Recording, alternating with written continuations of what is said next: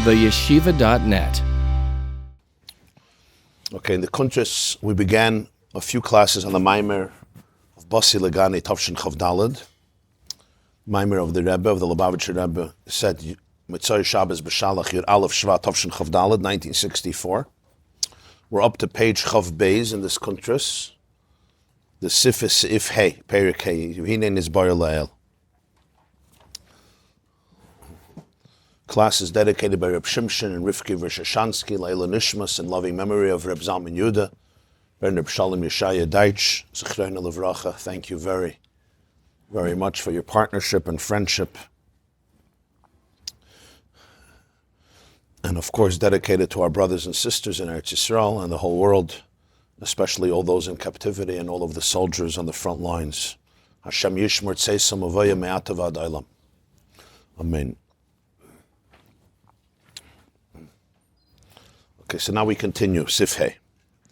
V'hinei nizboyer la'el. We explained earlier, Sham shacha lamata mata, kailelas gam ha'inyanim shem lamata me'aklipis, tahinu misha oived al ratzon habayra. It's a very organized structure here. So we explained that when it says in the Zohar, the famous expression that Oirein Soif extends lamata mata adin tachlis, your favorite line. Oirein Soif extends lamata mata, below, until ein tachlis. That itself includes many different dimensions, many different aspects. The first is that the Oirein Soif is present even in the lowest world, which we call Olam HaSiyah. This world, the physical, material world. And that means not just that Hashem is everywhere. That's not the chiddush of Oirein Sof Lamata Adin Tachlis. That could say Oirein is Ein Sof. The chiddush is, as we explained in the earlier shiurim, that it's manifested within the definition, within the geder, within the identity of Olam HaSiyah. And that's what he explained at length, the concept of Va'ata Mechaya Es Kulam, which we discussed in the last two classes. Va'ata Mechaya Es Kulam. That the chayas, the chiyus, the identity, the differentiation, the character of every single nivra is essentially an expression of Oirein Sof. The way it's expressed through Eisius, Aleph, Taf, Hey, Aleph through Taf, and the Hey, the five, which are the five sources of all vocalization, known as Hey Mitzvah Sapeh. So that's Va'ata is Mechaya Es Kulam. So the individuation of every nivra is a manifestation of Oirein Sof. That's the Pshat Lamata Adin Tachlis. It's connected to the geder, to the definition, to the differentiation, to the structure, to the chemistry, to the unique identity of every single nivra, not just in the higher worlds, in the lowest worlds as well. And that's what it says, Va'ata Mechaya Es Kulam. The chiyus, the life force, the functionality of every single nivra is not just a demonstration of the Boida, of the Creator, but a manifestation of the Creator. First of all, it's a demonstration, because you could see the imprint of the designer everywhere you go, and in every single detail, and in every nuance. There's nothing you look at, even in this physical world, that doesn't have the imprint of the designer, the infinite designer, the intelligent designer, the conscious, the deliberate designer, literally in every nakuda, unless somebody dafka wants to be stubborn and deny it, which needs a lot of emunah, as I said, needs a lot of faith. From there, you can also come to the Va'ata Mahava Es Kulam, to the idea, to the truth, that the Hishavos itself, the creation itself, Me'ayin Liyesh, didn't happen on its own, but rather, Ein Hayesh Oises Atzmai, it was created. So it points to the fact that there's a designer. But not only that, the design itself is a manifestation of the designer. Va'ata Mechaya Es Kulam. So the Oirein Sof is Lamata Adin Tachlis, means that the world in all of its details bespeaks it, manifests it, embodies it. It's a derivative, it's a manifestation of the Ein Sof. That's one Nikud in Lamata Adin Tachlis. But then he said, what about Klippa? You have Olam Hazeh, fine. It's a beautiful world, an amazing world. Va'ata Mechaya Es Kulam, Ata Sisas HaShamayim, Shmei HaShamayim, Ha'aretz, Chol Asher Allah, Hayamim. Like we say right before, Va'ata Mechaya Es Kulam. We say it every morning in davening by Vayvarech David. From the Psukim, it's all from Nehemiah. in the Navi in the Sefer Nehemiah, Ezra and Nehemiah, over there you have all these psukim. So he says, well, it goes a step further, and that is even lamata dein tachlis when you talk about klippa. Klippa means shells and husks, that their function is to eclipse, to cover up. Their function is the opposite. Their function is not just a neutral, beautiful world, but their function is, it's called klippa. So you could think over there, it's not Ein Sof lamata dein tachlis. So he said that too. And when you talk about that, you're not only talking about klippa that's a protector for the pri. Klippa is a shemel the pri. So it's protecting the fruit. It's not the fruit, but it's protecting it. It's a banana peel is there for the banana. It's also a klippa. It's covering the banana, but it's there for the banana. But even a klippa that says, I am the banana. There's no banana. I am the banana.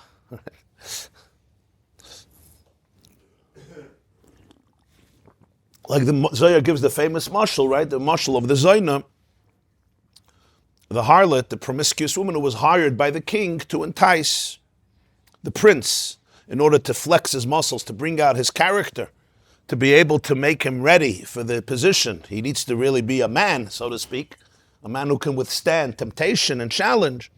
So it looks like she's an enemy of the king. Really, she's serving a purpose. She's not deviating from the purpose. She's as loyal to the king as his closest minister, even though she can't say it. It's a secret. The große Klippe is nicht das a Klippe if you know what it's really about. The only one who thinks she's serious is the prince. Nobody else does.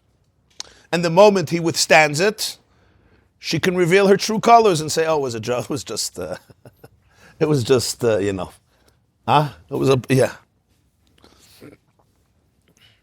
So on this nekuda, he brought the whole union of Ata Machayes Kulam. Kulam means everything, not only Rubika Kulay. And the Gemara that says Hashem is Zonim of finest Mekanir Deimim Vatkene Beitzim. Right, from the horns of the greatest wild ox till the eggs of the lice, which not only means physically from the greatest to the smallest, but also spiritually. Even that's small in the sense that godliness is small there, it's not revealed there, it's not manifested at all. That's called Beitzei Kinim, and he explained at length what Kinim is, right? Kinui, and the concept of Elikim, and Kufchav. Kinim is Begamatria Kufchav, to 120 configurations of Elikim, and the Maharik, who says what a Kinui is when it comes to a get. Negat Shma Avat Shmei, as the Gemara says, Einoid Mulvada Yafilu Kshafim. So that brings out, that's also Vata Mechayas. So now he goes to the next step. That this Ein Sof Lamata Dein Tachlis goes even in Yonam Shem Lamata Ma Klippus. That which is lower than Klippus. What could be lower than Klippus? The only one that could be lower than Klippus is the one that's most similar to Hashem. Everything else is part of a system. It's part of a program. It doesn't deviate from the program. It follows the code. It follows the code. Just like the lion follows his code and the cat follows its code. The tiger and the salmon follow their code. And every tree follows its code. Nobody deviates. And even the deviation, if they do, it's part of the code. Right? Kan Sarech Lifkos. Now you have to deviate. Now that's also part of the code. That's also part of the program. The only one, the Rambam says this in Hilchos Tshuva, who has the freedom to really deviate from the code is the one who reflects the Creator. So it's like the Creator, so to speak, up there, and the Creator down here. Those are the two that can rewrite the code, can rewrite the program. That's the koyach ha'adam, that's the koyach of a person. And that's in that sense, even Klippa, right, is following the program. The human being, that's what he's saying, that's already lamata. The human being can choose choose to actually deviate from the plan, deviate. And I should just add, this means that Bechira is always commensurate with how much awareness you have. In other words, it's true in the positive, it's true in the negative. It's important to emphasize this because people feel so much guilty. Somebody who certain things happen to them and their brain gets rewired, they have very, very little bechira. They may have bechira whether to eat an orange or an apple, that's where they're bechira. And even that, they probably don't have bechira. Because sometimes when a person becomes reprogrammed, and I'm literally like a squirrel, I'm responding to things, I'm not choosing things. And it's important to understand that because this is a condition that a person has.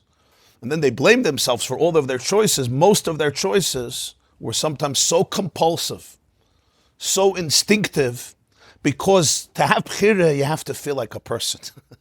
Ani amarti elikim atem uvnei elyon kulchem. If you're elikim atem, b'sta mensch. You have a tzuras Adam. Adam is Adam elyon. Adam is Adama, earth. But the Shalosh says, Rabbi Yeshayah says, Adam is Adam elyon. Adam from the word doim. You're a reflection of heaven. If you're a reflection of the program designer, yeah, now you can write some new code. If not, I'm instinct. What's the me and a squirrel? Mamer's like a squirrel. The squirrel's trying to survive. I'm trying to survive. You put a rat in a cage, right? And it's lonely.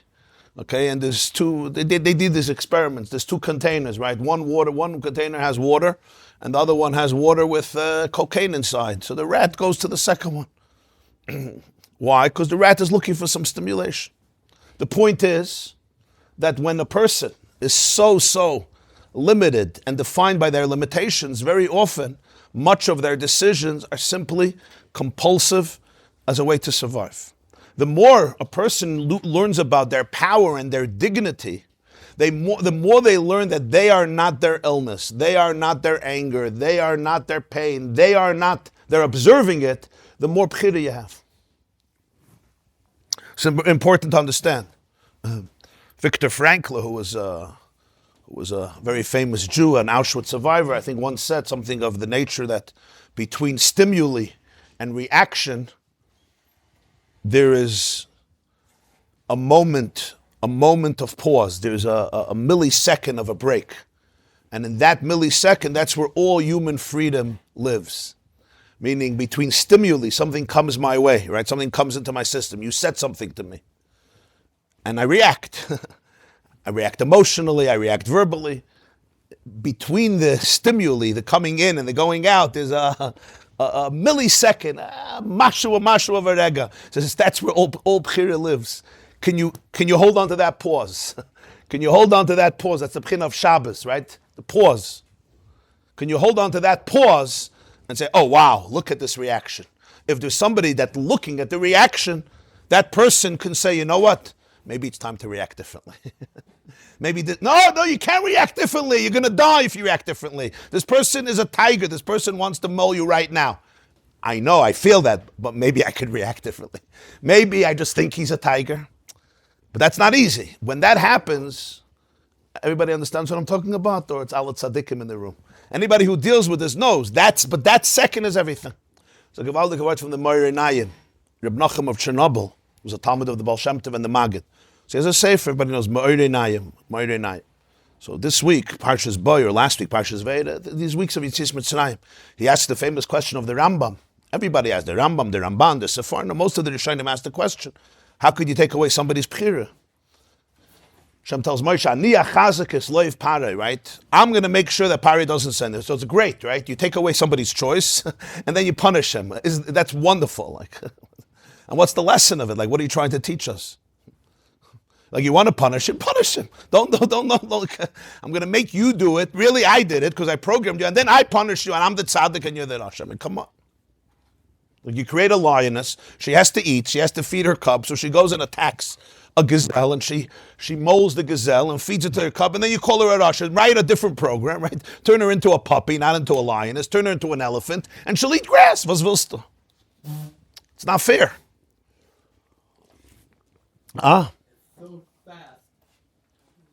It's very fast, but there's a tiny pause. That pause is the pause of Elikus. That pause is the pause of Shabbos. The more you're sensitive to the pause, the more you see it. Freedom is a muscle. You have to use it. If not, you lose it. It rhymes. Use it or lose it. Freedom is a muscle like any other muscle. If you don't use a muscle for 10 years, it's not usable anymore. If you use it every day, and you work it out, it becomes a power. You can become a powerhouse. Freedom is a muscle. You use it, it gets more powerful. You don't use it, I lose it. It's very important in life. Bchira is a muscle, it's a gift. In fact, the Rambam says that this is where the person is godlike. Hein ha'adam haya ka'achad mimenu. Hashem says about Adam, and the Rambam explains in Hilchos Tshuva in Perek Hey. Hein ha'adam haya ka'achad mimenu.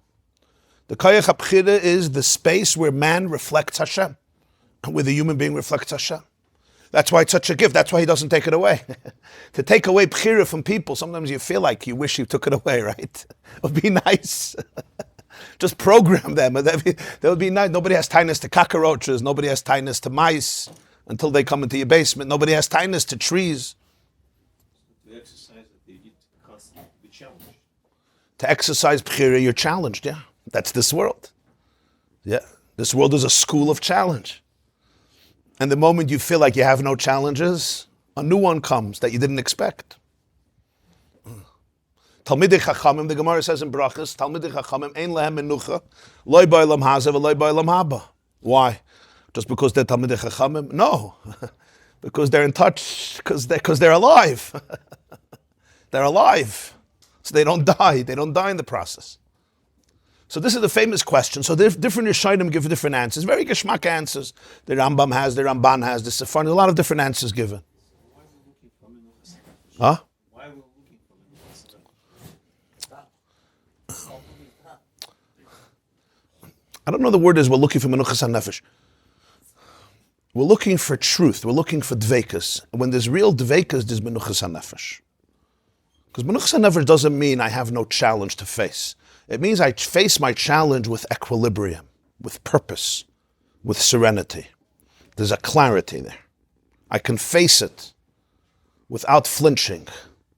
That's real menuchas nefesh. Menuchas nefesh means no resistance. But in order to exercise it, No resistance. I'm not busy trying to rewrite my reality.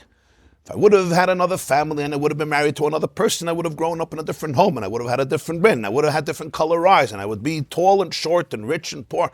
I'm busy living somebody else's life vicariously, and then maybe I would be miserable a little less.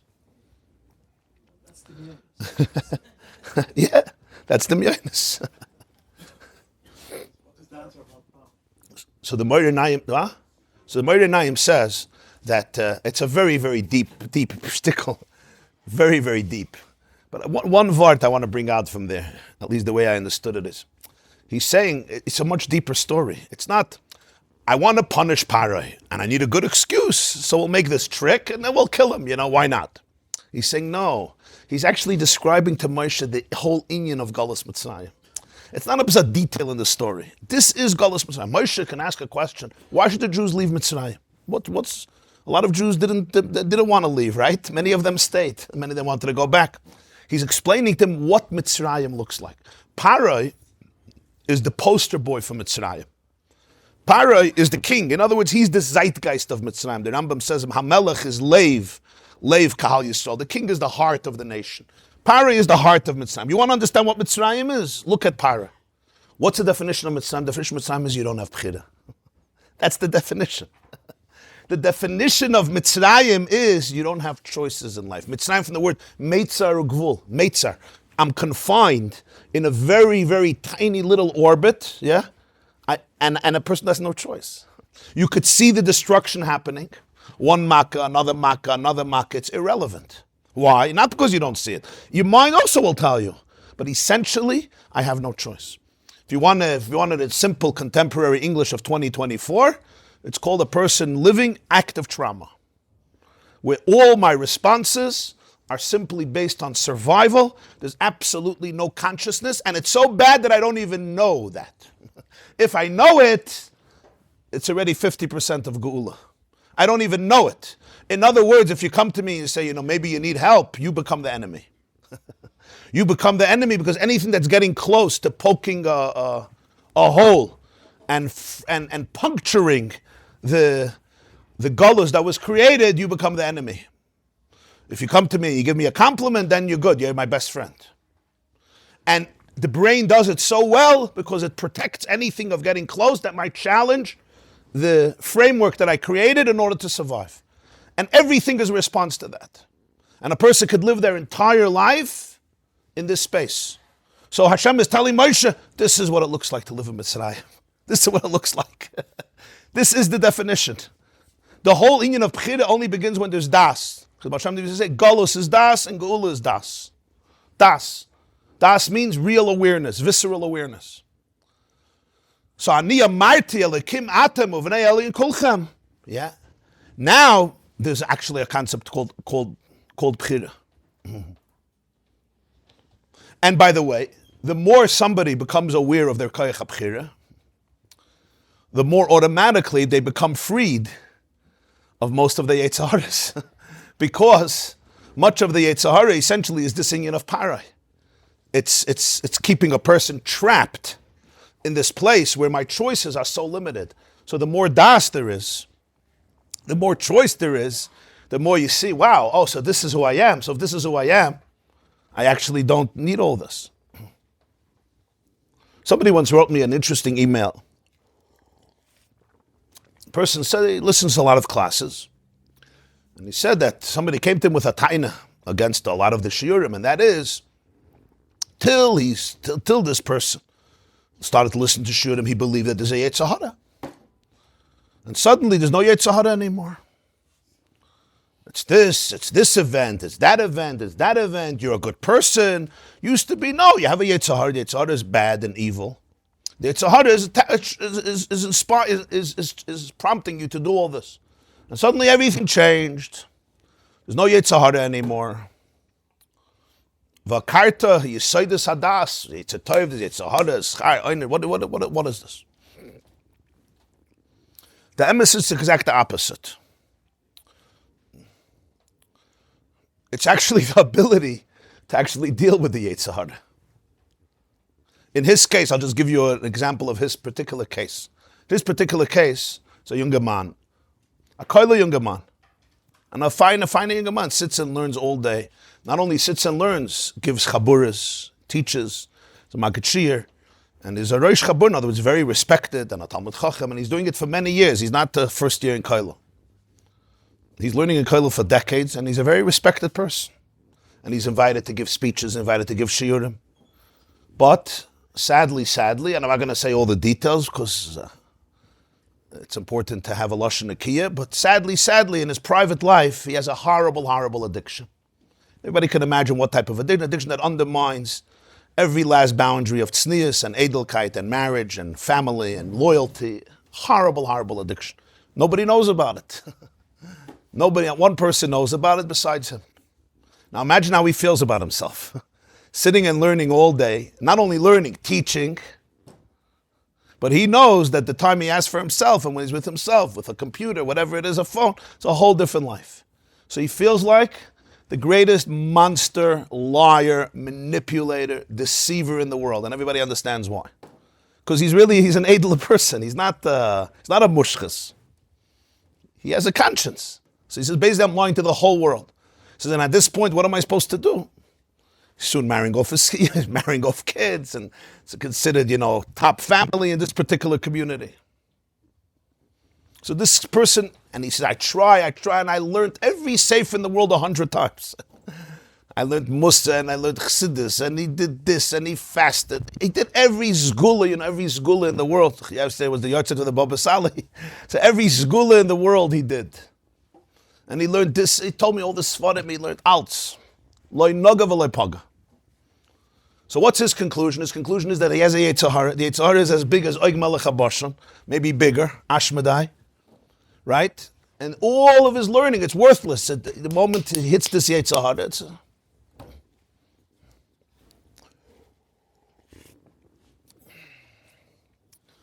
And then, Ploini Almoini, someone suggested in one of the shiurim, I'm not going to tell you who, you'll figure out, that maybe your Yetzer Hara is not so big. Maybe Yetzer Hara is not so big. Maybe something happened to you as a child, which was not your fault. Maybe. And it really played with the core of your dignity. It played with the core of your personality. And that means it's not even you. It may be, like we learned in the Mamer from Derech Mitzvah Sechi, remember the neshamas that struggle. Maybe it's the curse, the toxicity, the poison of someone else who has his own stuff. And we're not going to get into that person's stuff, the mazik, that's now in you, And his voice became your voice. His darkness became your darkness. And you're responding that. You don't even know it. Because you were 4 years old. You were 6 years old. You were 9 years old. Maybe you were 2 years old. Maybe. And lo and behold, kachava. And not by a stranger, but by somebody in his family himself. Not only somebody, but the person who's supposed to protect a child more than anybody else in the world. And when that happens, it's not just you're hurt. You're hurt by the one who's supposed to be your greatest protector. That means you're telling yourself as a 4-year-old, I must be the Meshugana. Because your father is the greatest person in your life. So who's the Meshugana? You.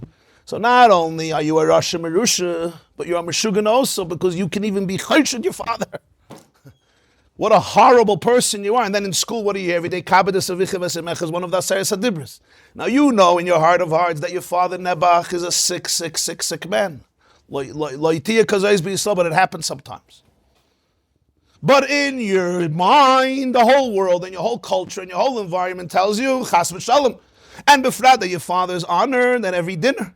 And he usually gets shishi and sometimes shlishi and sometimes mafter also. Of course, Hag Beglila Psiche Kol Nidei Ne'ilah. And he's considered Torah Gdula B'Makam Echad. And everybody who meets you says, wow, you have such a father, what a lucky kid you are. Your father is the Tzaddik Hadar, because he's responsible for Bikkur Chayla, Machnasas Orchem, Levayas. He created Hatzalah. He made all the Moizdas. And he already finished Shas the 7th time. So who's the crazy person in this world? Ich bin der Meshugana. I'm not talking about any I'm just trying to bring out the...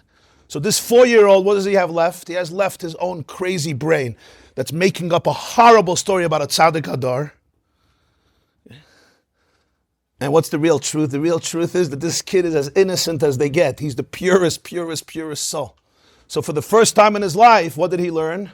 He learned that it's actually not even him. Wow. Suddenly he's not the monster anymore. This whole addiction is someone else's darkness that he's dealing with, and ultimately it's part of his mission, because that's going to make him the person he's supposed to become. But suddenly you realize it's nothing even to do with you. You don't even want it. Your poor brain has been wired to go to these addictions in order to deal with the horrific pain that you've been dealing with. And there's a reason the brain wires itself into these types of addictions. That's not their place now. But there's a lot of different reasons, but it's all a form of survival. So suddenly when you identify what's really going on, you suddenly see that this big monstrous Yetzer Hara, it's not your essence. It's in you, it's not you.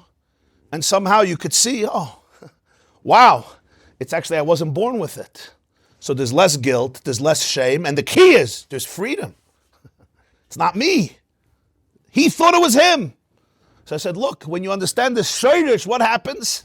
For the first time, you're bigger than your Yetzer Hara. You're stronger than your Yetzer Hara. That's what people... you're taking away the Yetzer Hara. You allow people to realize that this huge Yetzer Hara is a little tiny insignificant creature that's wreaking havoc because you decided that he has all the power.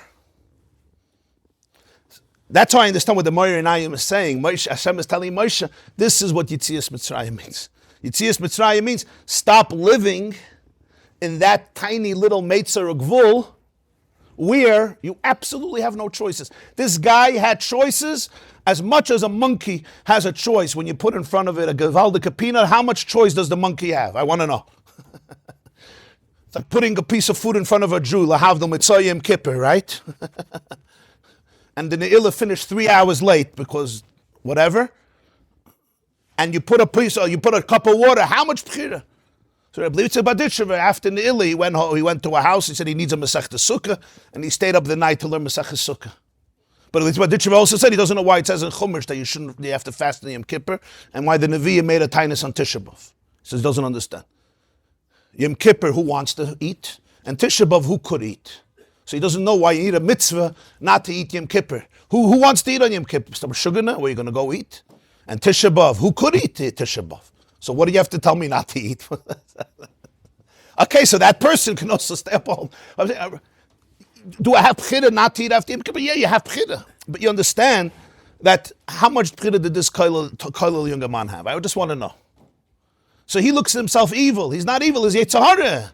Yeah, there's evil inside, it nothing to do with him. And today he's a liberated person. Today, his Yetzer Hara doesn't have overpower. It still exists. It's not transformed. It'll be transformed one day. But there's already a differentiation between me, Ani Amarti Elokim Atem, Uvnei Elyon Kolchem. Ochein Ka'achad Adam Temusan. A person turns himself into a shmata that just, dies and rots away with everything else. Kuma Elokim Shaftar, it's in Tehillim, it's Ani Amarti Elokim Atem, Uvnei Elyon Kolchem. My vision of you is Elokim Atem. You're a Bnei Elyon. Ochein Ka'achad Adam Temusan. You turn yourself into a random creature that lives and dies and is just trying to survive. But really, you're rooted in the source of creation. You're rooted in this Boirei, and b'meila, there's an inyan of Bchira. So in a paradoxical way, a person can fall so low only because they come from such a high place. So I could make a choice. And when a person makes a choice, then they could be lamata me'haklippa. Why? Because the klippa doesn't deviate, and the person can actually rewrite things. So this is already a lower level of lamata adin tachlis. On this we say Oirein Soif is here also. Oirein Soif is here also. V'zeh ma shemamshech ba Mamer. Everyone is toifus the inyan.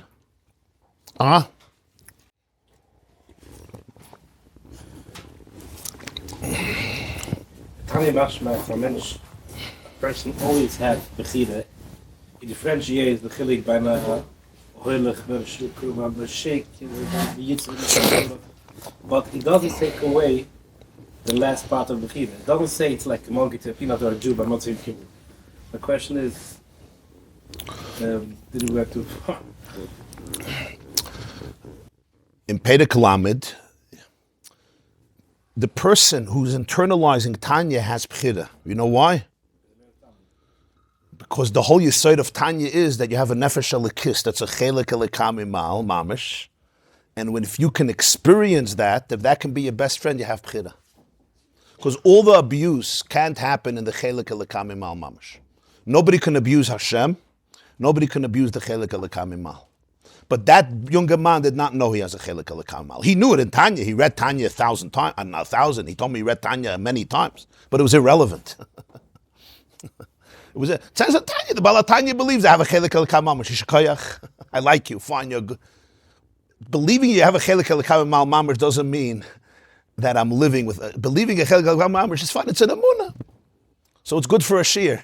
So he gave it over in a shiur, and everybody liked it. But he was the only one who didn't believe it.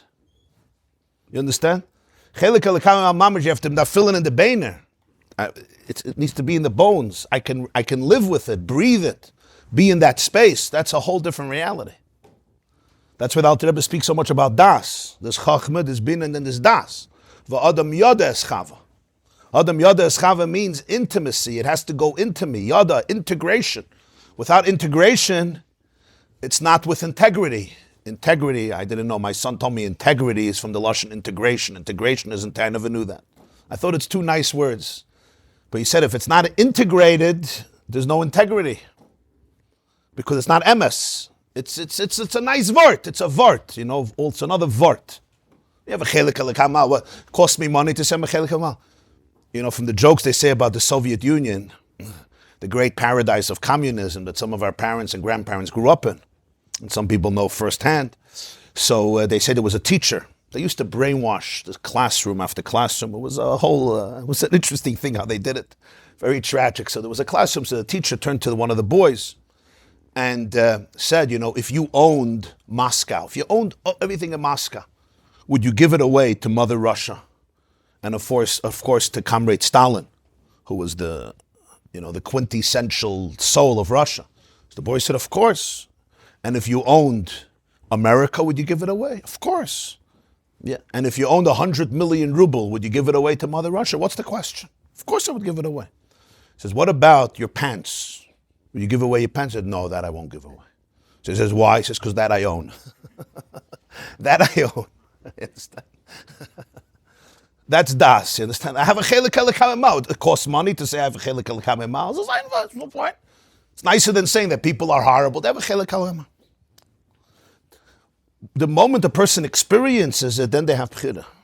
If I don't experience it, if my brain doesn't register it, it's just another shear, then I'm just a compulsive, literally a compulsive person reacting to whatever is happening in order to survive. Think about it practically. If right now I'm giving a shear right now, if I'm not mistaken, unless I'm dreaming. If chas v'shalom, right, two lions come in from both sides, that door and that door. But I'm talking about real lions, okay? And they're hungry. They want breakfast. They didn't eat breakfast yet. The shul's cookies are not enough. They want a real breakfast. And Baruch Hashem, there's a bunch of chtiches haruyus l'schabed here. So the lions get themselves ready. They went to the mikveh. They make a bracha. They say l'shem yichud, right? And there's a panic. Everyone is screaming and hollering. And hopefully our friend with the ammunition is here. What's his name? And he comes. And I say, well, one sec, chevra. We're middle of learning. Okay, you know what? We're going to do some breathing exercise. Let's relax. Close your eyes. We'll do meditate. We'll go. Calm your nervous system, right? How many of you, if you're normal, are going to listen to me? If you're normal, you say, you could sit here with your meditation. We're out. At least there's another entrance, you fly out. You say, what happened? What happened to all of you? The answer is, if we're in a closed, safe room, we could breathe, we could meditate, we can relax. At this moment, to relax, you have to be a meshuganer. Your brain says, no, don't meditate now. Because there's not going to be anybody left to meditate. You're going to be meditating in the womb, in the stomach of the lion. And that's not going to be a nice meditation. So go find yourself safety, and then you'll already have to meditate for 10 years to relax from the attack. You understand what I'm saying? Now, I'm saying it as a mashal. It's a funny mashal, but you want to know something? It's not a mashal. This is how people's lives work. It's just not a physical lion, it's a mental lion. Your wife said something, your husband said something, your child said something, especially your teenager who's struggling said something, your mother-in-law said something, your brother-in-law said something, your sister-in-law said something, your rabbi, I don't know who said, your partner, your employee, they said something, they sent a text, they sent an email. In your mind, it's a lion that just came in from one window and another window. What does the brain do? It reacts, that's it. It reacts. And how does it react? Either it screams, either it freezes, either it runs, either it attacks, what they call flight, fight, freeze, fawn. Either it surrenders. Every brain does things different. But that's what it is. It's two lions attacking me. Where does bchira happen? Bchira happens when I could say, oh wow, a part of my brain is saying that a lion is attacking. That's it. Now you're done. Because the nefesh elikis knows that a lion is not attacking. A part of my brain is saying that a lion is attacking. I get it. And that's why I'm going crazy. The moment you could notice that, you say, oh wow, but let me ask my neshama, is a lion attacking? No, you're fine, you're good, you're powerful, you're divine. You're invincible. Oh, so I could react differently. So let me react with love, let me react with patience. You typhus? That moment is the hardest moment in the world because that part of the brain will not let go easily. That's called the nefesh habahamis. The nefesh habahamis it just needs to protect you. And it has a memory, and it's conditioned, and it has very little bchira, and it's just trying to do its best. It's not even a bad guy. Even this guy's monstrous Yetzer Hara actually wasn't a bad guy. It was bad in the sense he made horrible decisions, of course.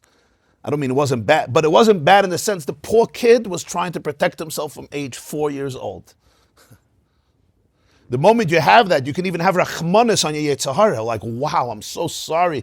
This is what had to become of you, such a addicted shmat and nebach.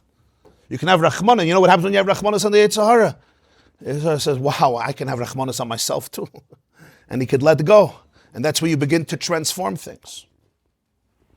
People are afraid that if they know what's really happening, you're oiker, the basis of religion. You're not oiker. That's where Yiddishkeit becomes alive. That's where you can have real Yiras Shamayim. Yiras Shamayim is a healthy thing. It's the healthiest thing. Yiras Shamayim means you're afraid to destroy what's supposed to be a beautiful life. It's the other way around. If I live in Paro's mind, then I'm extremely limited. So let's see weiter. V'zeh masha mamshech ba'Mamer. This is what he continues in the Mamer. K'ma shekasav im esak shamayim shamata v'atziyah sha'el hineka. Chav beis sifei. We now go to the next step in lamata dein tachlis, which is the person who does deviate. Who's different than Klippa. Klippa sticks to the system. He doesn't stick to the system. He creates havoc. He deviates from Ratzon Abayda. What does Ratzon Abayda mean? Ratzon Abayda essentially means the cosmic design, the cosmic plan. When we hear Ratzon Abayda, yeah, Herr Isaac, it doesn't mean the will of Hashem. Like I said, I don't care what you want. Ratzon Abayda means, like I said last week, what's Avodas Hashem, yeah? You remember what's Avodas Hashem? Alignment, right? Alignment. So Ratzon Abayda means the plan of the programmer. There's living in tuned with the rhythm of life. I was once in a choir. A lot of memories are coming up today. But I was once in a choir. Eli Lipsker's choir. I don't know if anybody remembers. Eli Lipsker had a choir. Olav Shalom. So it was very exciting. We sang with Joe Amar and Mordechai Ben David, and Avraham Fried was just starting off then. It was exciting for kids, to sing in these concerts, some other Jewish singers. So I remember it was once a big concert, and I was in the choir, and near me there was a boy, a classmate of mine actually, and the conductor began the song, and he started a different tune. So you had this whole choir, and the conductor couldn't say anything because it was in front of everybody. But I could see his face. The poor guy I thought it was funny, but I wasn't responsible. I was just a kid in the choir. Right? It was very obvious what was wrong. He was just singing another song. He was singing another song, but he was destroying the whole system. That's Pshat. Ratzon Abayda means there's a symphony. And either I could be in tuned, I could sing my song, I could play my notes, or I can deviate from that. And what happens? I detach myself from myself, because I'm also part of that. I can't really detach myself, but in my own mind, I detach myself. That Klippa never does. So this is, in a way, more lamata even than Klippa. I don't remember what happened at the end. But I remember the moment, and I remember the face of the guy who was in charge, how horrified he was. I understood. Says, this is what he says in the Mamer. The pasuk says in Tehillim, Kuf Lamed Tes, famous pasuk. David HaMelech says, oh, that's the Nekuda now. Im esak shamayim shamata v'atziyah sha'oli neka. David HaMelech says, if I go up to the heavens, you're there. V'atziyah sha'ol, even if I lie down. Atziyah from the word matzah is a mattress. Sha'ol is in the abyss. Sha'ol is lamata mata, the abyss, the Gehenim. He neka, you're there. At bistum. What's pshat? Shadei. So he says, why does he bring this pasuk in the Mamer Basi LGani? It's all with a diuk. It's Shadei inyan ha'sha'ol wa oynish la'ovri ritzayna. The concept of sha'ol is the consequence, is the punishment la'ovri ritzayna, to those who deviate from the will, those who transgress the will. That's the concept of sha'ol, Gan. Val zen nemar ve'atziyah sha'oli neka shegam sham yesh ne'erin seif. So he says, he neka erin seif is there too. In that space too, of sha'ol, which doesn't only represent this world, or even Klippa, Beit Sekinim. This is already sha'ol. This is the next level. This is lamata dein tachlis. Why is there sha'ol? Sha'ol is for the person who actually changes the program. The only one who could, because he has choice or she has choice. So you should know, even there, you would think, okay, kaput, now you're detached. He says, no, he neka. Eirin seif lamata dein tachlis. In that space, there's Eirin Seif. And when we say Eirin Seif is there, it does not saying Einoid Mulvade, Hashem is everywhere, Hashem is here, Hashem is there, Hashem is truly everywhere. He could be in Gehenna also, he could only be in Gan Eden. He doesn't need air conditioning, he could be in hot places too.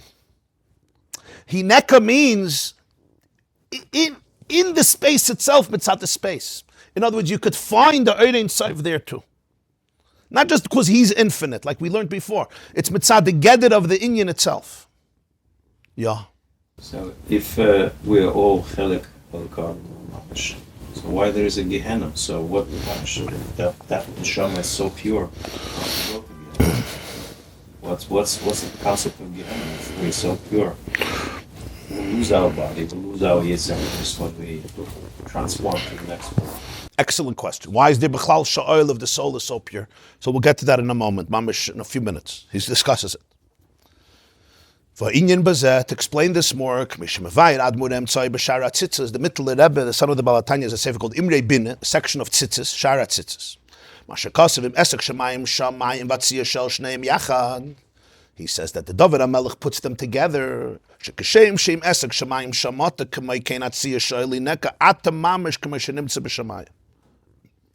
It's not stam. I go there and I see you and I go here. He puts it together in one pasuk. In the Lashon HaMelech, it's called a hekesh, like v'yotza v'hoisa, makish aviyah liyitzia, right? How do we know that you could be mekadesh b'shtar? So the Gemara says in Kedushin, Daf Tes, because in the same pasuk it says v'yotza v'hoisa. So makish aviyah liyitzia, ma yitzia b'shtar, of aviyah b'shtar. It's called hekesh. Juxtap, when two things are in one pasuk, so the Mittel Rebbe says that's pshat. Not in heaven you're there, and no, it's the same thing. Makish aviyah liyitzia. It hurt. The Tzaddik says, what's Prat Makish Haviyah Litziyah? This word. There's a time when you're Haviyah, when you're married. Then the time you're divorced. You're separated. Makish Haviyah Litziyah, so there's Al Bazach. What's Prat Al Bazach? It's not Al Bazach. Here you're in Shamayim, and here in Sha'oil.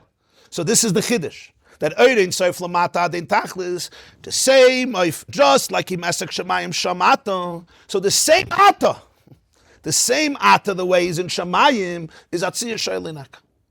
What says the same Ata? That's the Chiddush of Eirin Sof Lamata Adin Tachlis. It's not that when it comes down to a certain place, so either he says, Atkan, sorry, I can't go here. You're too dirty. Or I'll go there, but I won't remain me. Maybe Hashem goes into Gullus with you and he becomes part of the problem. So one of the two. Either I stay away because I'm too pure, or I'll become dirty. So both. Just like the same Ata, the same Ein Soif, that's L'mayla Adin Ketz, the Ein Soif is L'mata Adin Tachlis. In other words, in the Sha'oil is Hineka, just like in Shamayim.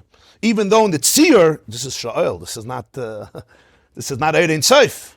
But that's the Chiddush of Ein Soif L'mata Adin Tachlis. There's no Metzias, there's no Hechitibtza of real separation and real detachment. He explains at length the Mittel Rebbe, the pasuk says in Kayhela, Zelu Umazah Asalikim, Hashem created everything Zelu Umazah, which means every force in holiness has a counter force in not holiness. So we tied Zelu Umazah Asalikim. Hashem made Zelu Umazah. Everything has competition. He teaches Zelu Umazah Asalikim. It's the same Asalikim. The same Asalikim of Zeh is the same Asalikim of Lumazah. It's not two separate Asalikims. It's the same Asalikim. V'lochen kashem shebetachlis ili d'kedush shezo inyan karneim beruchnis yeshna inyan sidus hazaka de lamayla k'meshakasav v'atik yemin yasiv levushik islag chivir usadei shekamar noka shezo inyan atalis v'chutei atzitzis shezeh meid al goydel v'ilu yer shalamayla shezo emekre shemitzad oitzim maloseim b'koich l'kabli al dei tzimtzumim shezo atzimtzum shaydei efsek hagul goyles shalachir is nasis smichas hasidus hini k'moikin gam belu mazah shebesaydha achidon v'hainu shebemokim sham shachas alakusi betzimtzum hini kasher yashnoi tzimtzum noisef shewinyan hasidus as a yashachizu tvisavi yinikelu mazah. There's a concept, it's a very fundamental concept, the Kabbalah known as sidus here. It says in Daniel, he describes Hashem, v'atik yoyim, the ancient one, sits. His garment is like white snow, slag chiver in Aramaic, and the hair of his head is like white wool. So in Kabbalah it says that levushe kislag chiver is the talus. It's like white snow. And the ksa'areshe kamar noka, the hair of his head is like white wool, that's the tzitzis. Which vayikacheni b'tzitzis roishi, it's like the hair of the head. What's the idea? Sidus, here, it's the only part of the body, or one of the nails, very part of it, it's alive, it grows, but it has no nerves. So therefore, when you cut it, there's no pain. In a more spiritual language, it gets chiyus from the soul. But the chayus is so mitzumtzum, it's so restricted, it's so condensed, that it's not like chas v'shalom when you cut off another part of the body with this horrible pain. Because it's there, it's part of the body, it grows from the body. It grows from the brain, everything comes from the brain. But it's called behefsik al gulgoylus. There's a separation of the skull, which represents that there's an absolute barrier between the brain and the hair, so the minute level of energy that comes into the hair is much, much more condensed. And because it's much more condensed, So therefore, it's a chayis mu'at ma'it. In Kedusha, what does that mean? That sometimes the highest levels of godliness, the way they come out is through Cyrus. Sa'aresha kamar naka. Because the energy is so intense, it needs to be condensed into the hollow here, which comes from the follicle, which comes from the source of the here, and that channels a very minute form of energy. That's the power of here. The same is true in Klippa. That sometimes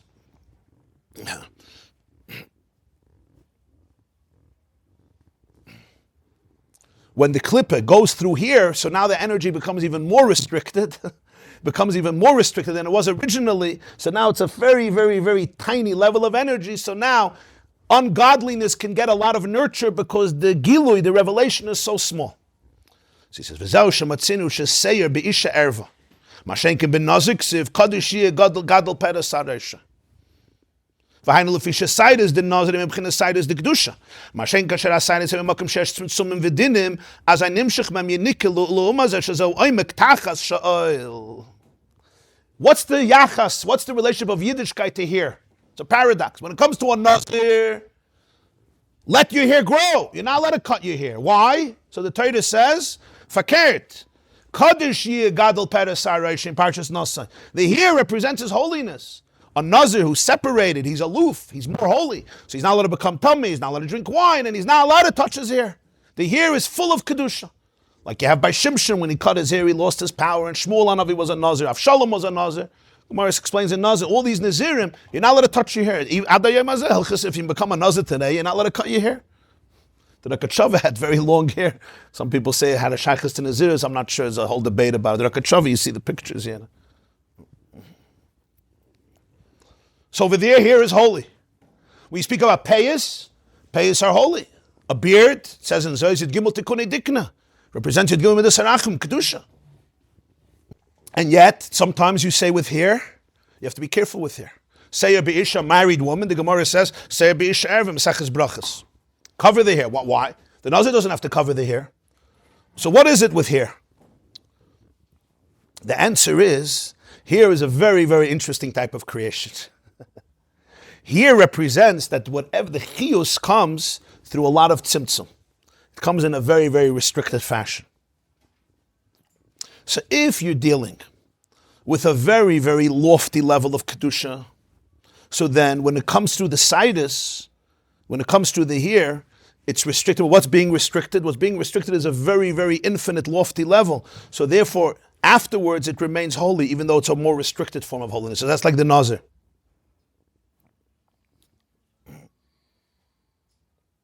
But sometimes what happens is the here could so restrict the energy that now, if it's exposed, it could be a yenika l'chitzayim. It could be misused in a non-productive way. In simple English, it would mean, right, that sometimes the here, it has, a woman's here, especially after marriage, has very intense energy. That's the mitzias. What's called sensual energy. And such type of energy always needs to be protected. Why does it have to be protected? Not because it's bad, but because it can be misused. That's called, it could be a yenika l'chitzayim, there could be a yenika l'lumaza. Who's someone who's not in a perfect refined state can use it can use it in an inappropriate way. So you have to know what type of energy is being brought, is coming through the Cyrus. So there are siders here by a nazir. The siders themselves are kedusha. Why the siders themselves kedusha? Because it's a high level of ruchnius that's being mitzumtzim through the siders. Huh?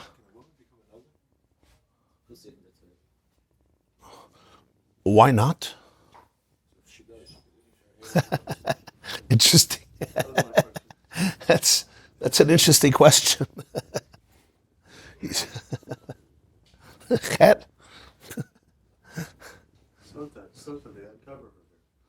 That's how we know Se'er B'Isha Erva. By a soita it says Ufaras Roisha Isha, right? And that's something it's not a geschmacka thing. So the Gemara says Mikan should Se'er B'Isha Erva. So from here we see that usually it's an inyan of erva. What's an inyan of erva? An inyan of erva is something that has to be protected because there's intense energy a lot of energy here, but it's energy that can be misconstrued and misinterpreted. In other words, people can use the woman's hair in a way that undermines her own dignity. She must protect it, and she is the one who needs to master her own hair. She decides in the right place with the right person this energy to open it up, to free it up, whether it's in front of a husband, etc., in front of herself. In other words, it's not something, if it's something that's hefker, it can also be misused.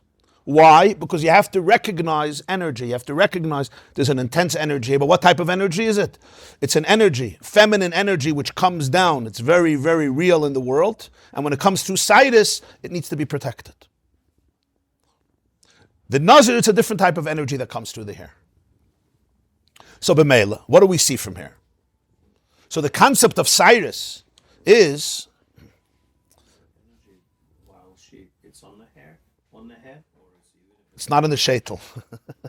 People say this answer, the shaitel could be nicer. It's not negay if it's nicer or not. The union of a shaitel is not a win that a woman, that Yiddish believes a woman has to be ugly. It's not chas v'shalom. So shaitel is nice, some of the shaitels are nicer than the hair. That's not the vart. The vart is a natural hair that flows from the body, has a certain intensity. Yeah. Right. Yeah. It's a different energy, it's a different inyan. And that energy goes out into the world and the klipas or anything, gravity? Yeah. In other words, a woman needs to know that your dignity needs boundaries. And it's true with every person in their own way. Every person, your dignity needs boundaries. In other words, you have to own the energy that's coming out of you because it can be used in different ways. People's energies can be used in different ways, sometimes in very nice ways and sometimes in difficult ways. It's really it's a form of self-respect and dignity. And that's why it's a married woman, because certain parts of a married person come out, so the hair already has a whole different type of energy versus a person who's not married yet. A beard, it's a whole different avoid. The payas, it's a whole different type of sidus.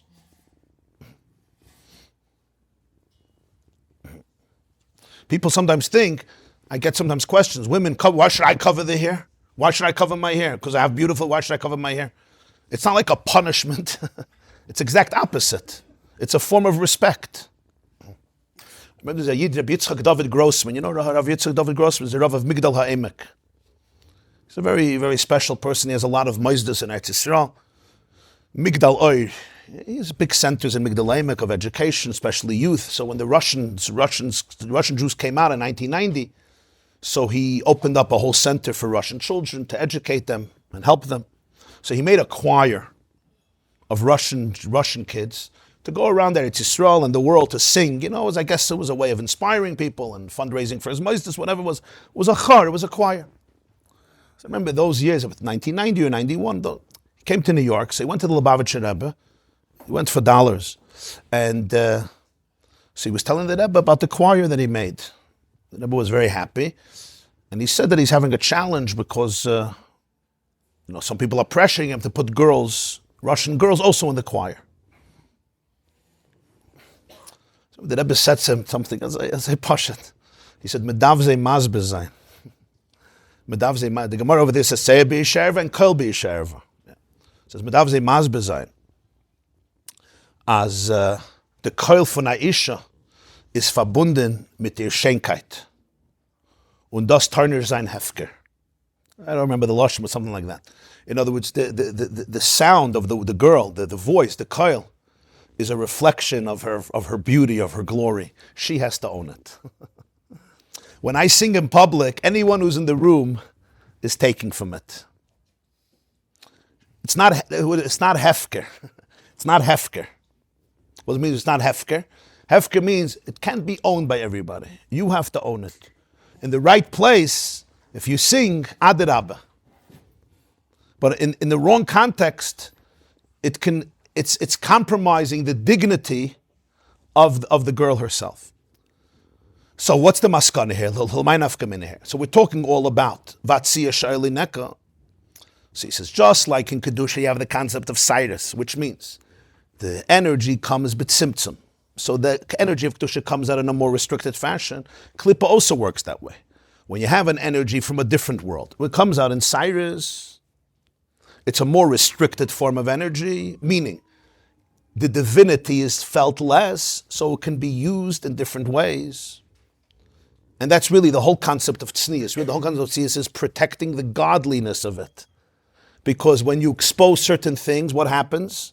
It's not that the godliness is not there, but it's not so manifested, and therefore all types of clippers can take from it.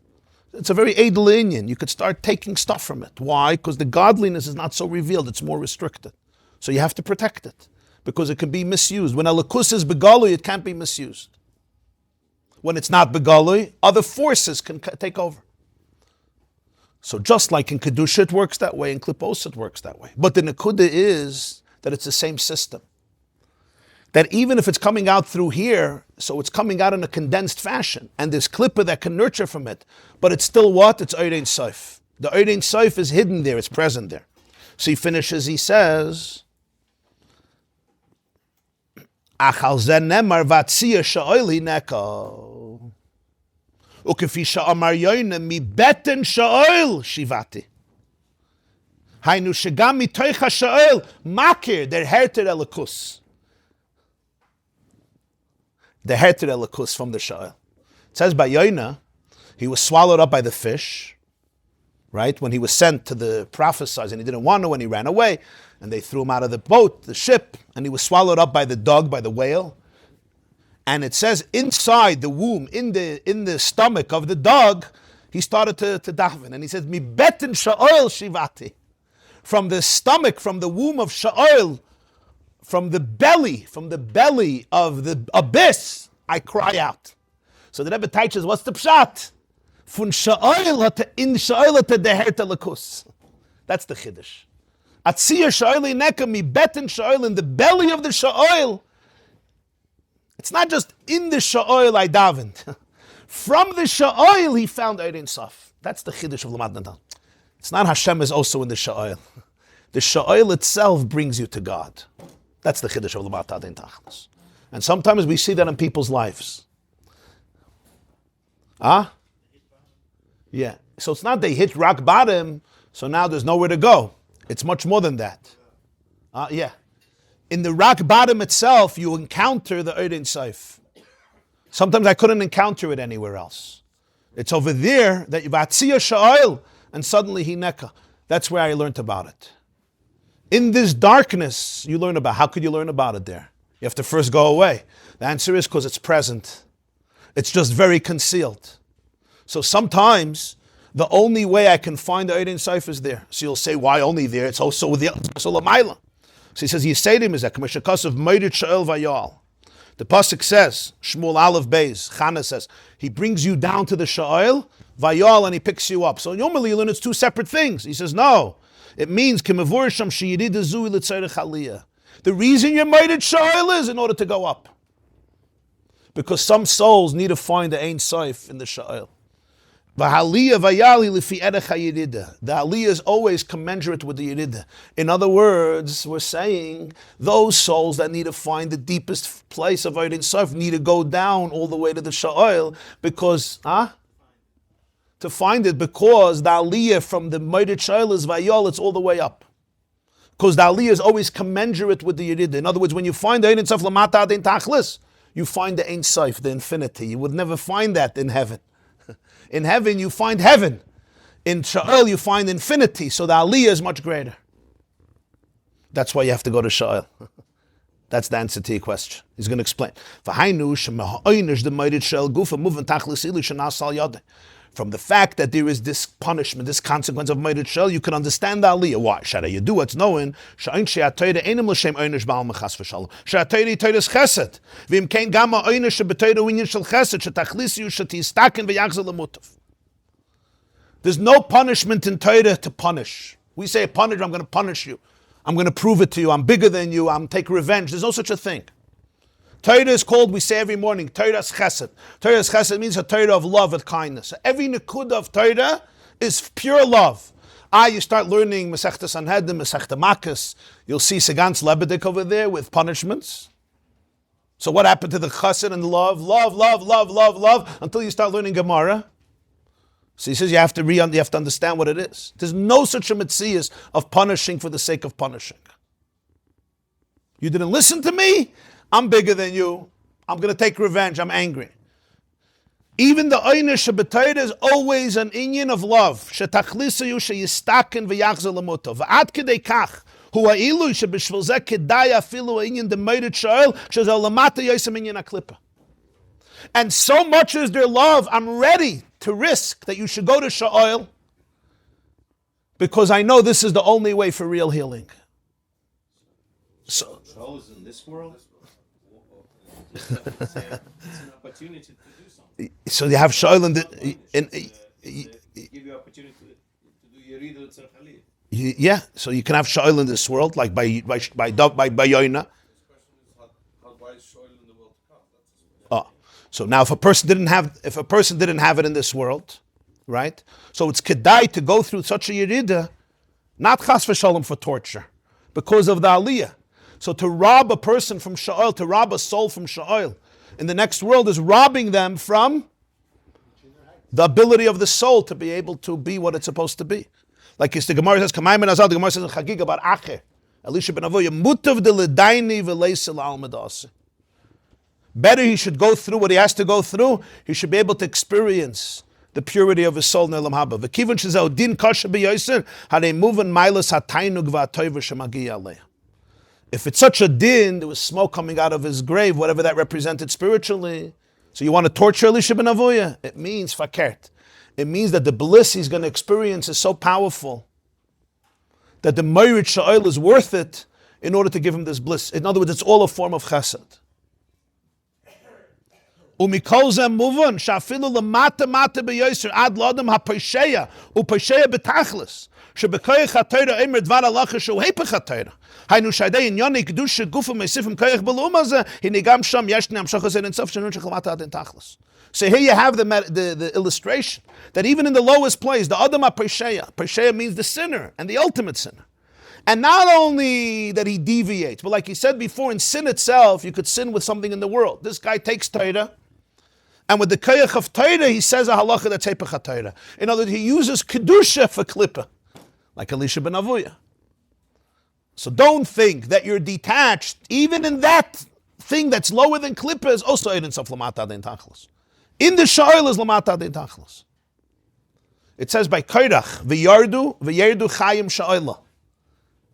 By koyrach v'yerdu chayim sha'olah. Yeah, this is the connection. It says by koyrach that koyrach was jealous of Aaron because Aaron, the Leviim, had to shave in the midbar, right? Because they're gvura.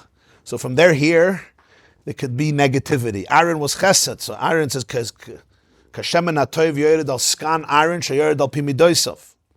So Korach got jealous from Aaron because Aaron had a long beard. So Korach got jealous. It says in Medrash.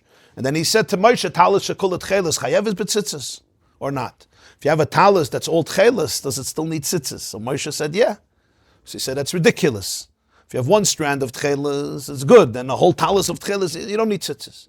So what was the machlekes? The machlekes was about Cyrus. It was about Cyrus. Korach wasn't Goyrus, the union of Cyrus. He didn't feel you need Cyrus. What happens with Korach? He didn't understand that there could be a tzimtzum, such a tzimtzum, that you have to be careful. That's why he couldn't have Cyrus.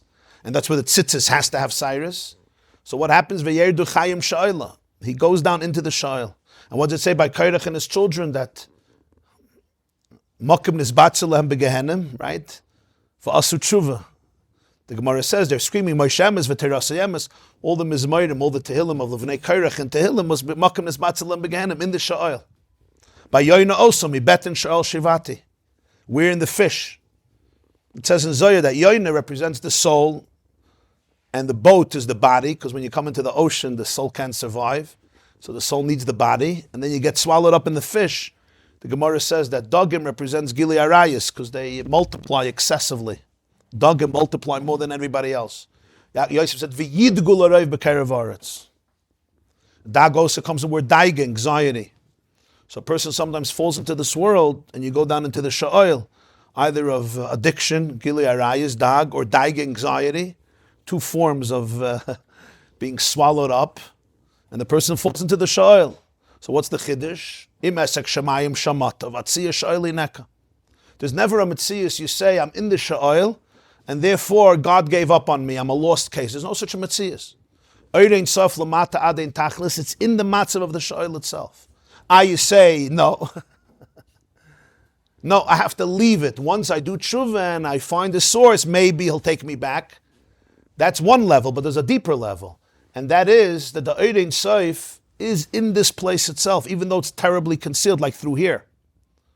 But because of that, mi betin sha'il, in the sha'il, the herta lakus. Because Oirein sof never left. Not only it never left, it's in that space, even though it's completely concealed. Huh? So now why does it even happen? This yirid itself is because lamata adein tachlis, the sha'il brings the person to a place that he couldn't have gone before. Now you'll say, but it's all chesed. That's the vart. Because the neshama is so pure, is so divine, when the neshama gets connected or filth attaches itself to it, so the poor neshama now can't be who it's supposed to be. It can't experience the full bliss of what it is. Why? Because it has all these things attached to it. So the neshama goes on a journey, moidet sha'il, but it's all vayal. There's no such a thing, a punishment for the sake of a punishment. It's always for tikkun, it's always for chesed. Fakert, if the sha'il is so deep, it means that you're getting rid of such dirt and such filth that the bliss is going to be completely shalai berach. So it may look scary, but really what it is, it's allowing the person to reach a tainug, such a deep tainug that without this they couldn't reach it. So you can only imagine how powerful the tainug is, how powerful the goodness is, that if a person has to go through this ringer in order to be able to experience it, it must be such a toiv, the yidid is tzarech aliyah.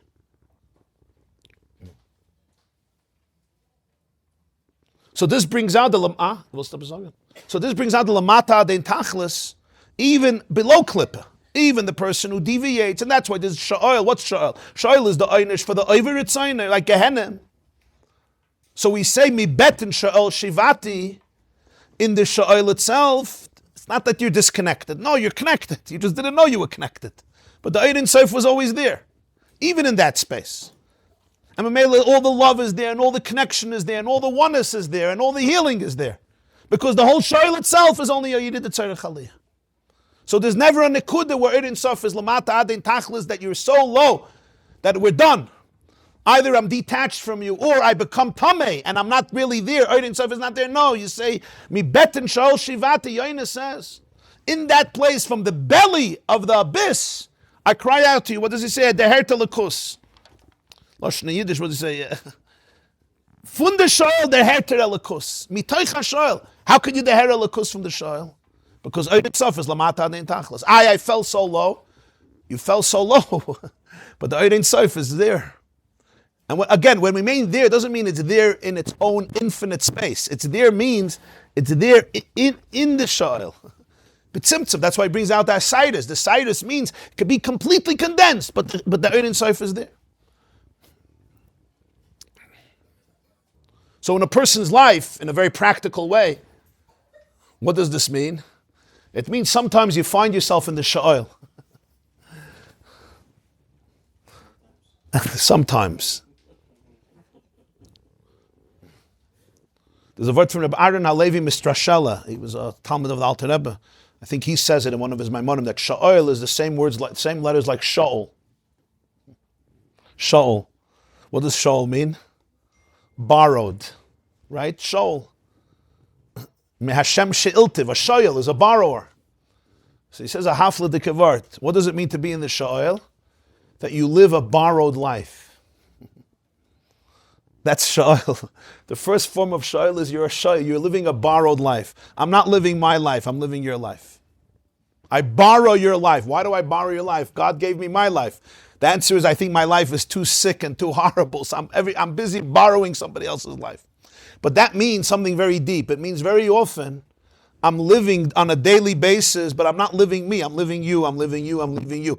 In other words, I'm constantly being macabre. I'm like a parasite. You know, like we spoke about lice, right? I live off you, and I live off you, and I live off you, and I'm looking for the next one I can borrow from. Why? There's no me, there's no tzir adam.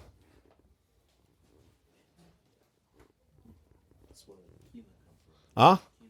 Kinim, yeah, kinim. I substitute my name with a kinui, with another name. I borrow your name to become my name. That's the concept. And it expresses itself in so many different ways. Ending up literally in the Gehenna, what does it mean? Back to that story that I told before. What was his problem? He was borrowing his father's life. He thought he has his father's problems. You understand? This younger man thought he had his father's problems. His father never healed, so he thought he has his problem. What was his healing? His healing was not to say that I'm a Rasha Merusha and I have to go torture myself. His healing was, I'm not my father. I'm actually a great guy. I told him your healing is that you have to realize that you're a good person. That's who you are. Wow. He's not in Shaila anymore. I'm not talking intellectually now, I'm talking viscerally. A Yid once told me, he's had a lot of psychological challenges, an El to the Yid. So he told me once, it's interesting, he told me that he was once by the Rebbe in the 1950s as a bacher. So he started to say about his problems. So the Rebbe says, Das hast du genommen von deinen Taten, so hat nichts zu tun mit dir. This is your father, it doesn't have to do with you. The Rebbe knew his father very well. Interesting what he told him. Why you say that to a boy? Because it's important to understand. You're carrying something, let it go. Let it go. Right? It could be your mother, it could be your father, it could be, I don't know, it could be an El Delta Zayd, it could be somebody else. But the point is, you have to let it go. It's very easy. It's very easy. It looks like you have a perfect life. So let me borrow your name, borrow your bank account if I could, borrow your family, borrow. But the main thing is, I'm in a sha'oil. I'm in the abyss. And the reason is, whenever you borrow somebody else's life, by definition, you're in sha'oil. Why? Because it means I'm not in my life. I'm just in a sha'oil.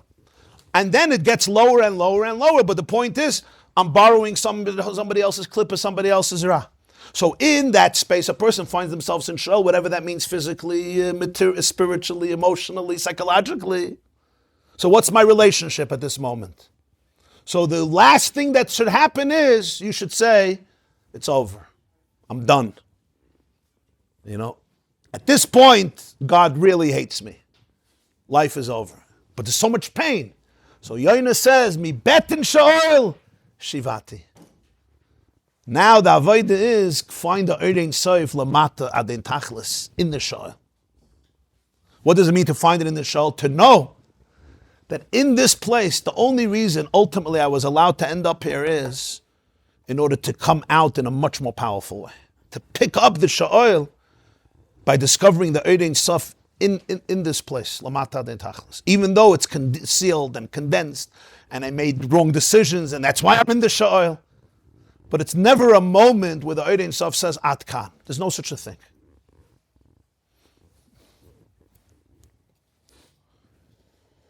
Everybody's teufus the Inyan.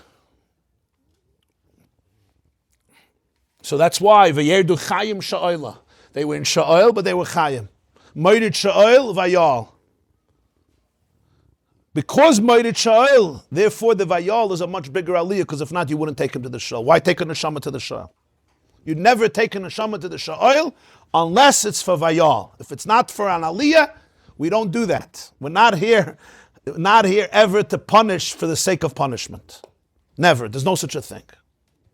Borrowing money is probably one of the examples of Gehenna. Eved loive le'ish malva. Temporary and you return forever. So you have sha'oil in the next world, right? Because in the next world, the neshama has to go through whatever it goes through.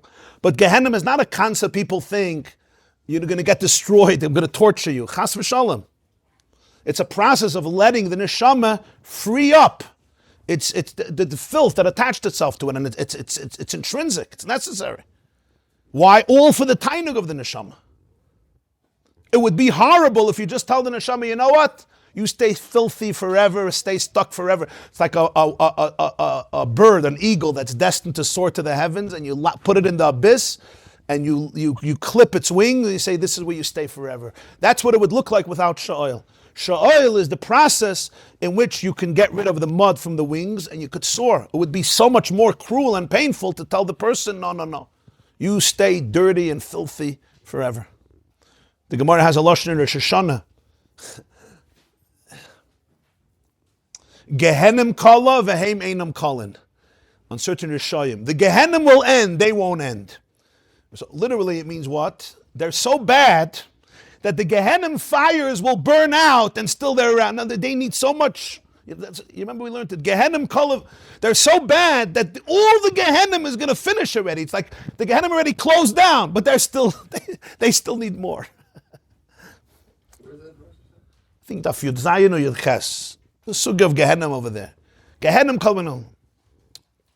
I think the Tzaddik HaKayim Lublin writes, I saw it once in one of the Chiddush Sfarim. He says, Punkt Farket, what it's saying is, Gehenim Kala v'heim einam kalin. The Gehenim ultimately is going to finish. That's not the Tachlis. V'heim einam kalin. They're never going to finish, because the Tachlis is ultimately to heal them. So Gehenim Kala, the Gehenim you're going to get through. V'heim einam kalin. They're not going to end with this. They're not going to get destroyed. The Gehenim is destined to be destroyed because it's just there to help them. V'heim einam kalin. That's how he teaches it. Gehenim should be called, not Gehenim, should be called liberation camp. Gehinom, huh? Should be called liberation camp. So that's going to be liberated.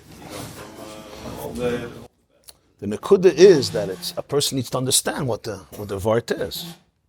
The name is not so negeya. The negeya is the teichen v'havana. name is the essence. Huh?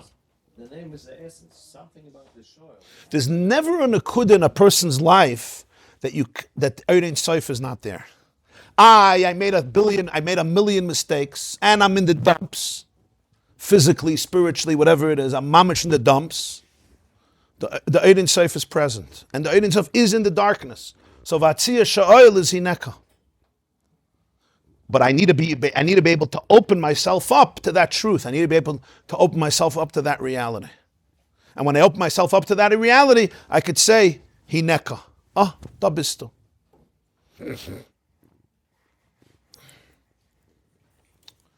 Okay, Be'ez Hashem, I want to finish the Mamer before the end of the week, so we'll have a shir Wednesday morning also, same time. Tomorrow's a shir for women at 9:30 here. You could tell your wives and daughters, but Wednesday morning, Belina at 8 o'clock, we'll have a shir here. Everybody have a beautiful and wonderful day. Let's try to stay out of the sha'oil as much as possible. This class is brought to you by the yeshiva.net. Please help us continue the classes. Make even a small contribution at www.theyeshiva.net/donate.